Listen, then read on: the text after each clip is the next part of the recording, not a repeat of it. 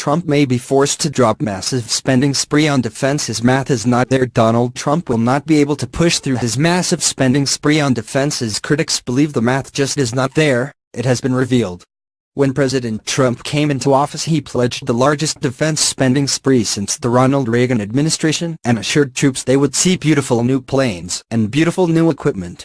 But top Pentagon officials, lawmakers and defense industry executives said at the annual Reagan National Defense Forum this may not be possible as Trump is undermined by congressional gridlock on spending priorities and a tax overhaul which is expected to add more than $1 trillion to the national debt. Commandant of the Marine Corps General Robert Miller said, "Nobody wants to pay more taxes, everyone wants to have the programs they like protected, and everybody wants defense, and they want the deficit to go away. The math just isn't there." Trump promised to expand the Army from 476,000 active duty troops to 540,000. He also pledged to boost the number of warships from 275 to 350, more missile defense systems, an upgraded nuclear arsenal and hundreds of additional fighter aircraft. But lawmakers in the administration have taken few measures to lock in any sustained increase in defense spending close to 3% to 5% a year that is needed to make the vision a reality.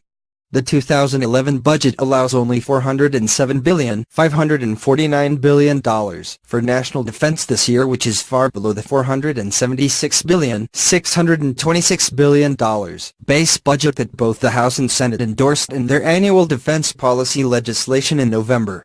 Representative Adam Smith of Washington, the top Democrat on the House Armed Services Committee, said, "There is this assumption that there is this broad support for an increase in the defense budget, and everyone sort of feels good about that.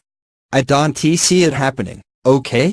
When you look at what's going on with our appropriations discussion, we are no closer to an appropriations agreement today than we were last February, because as much as people want to spend more money on defense, they also want tax cuts.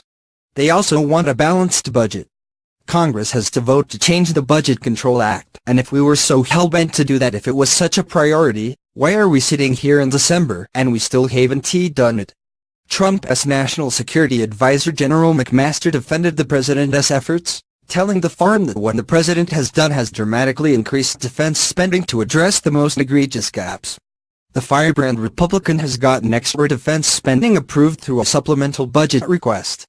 The passage of a defense authorization bill recommends, but does not actually provide, additional money for the military. McMaster added, "This is the beginning of a recovery in military capabilities and military capacity."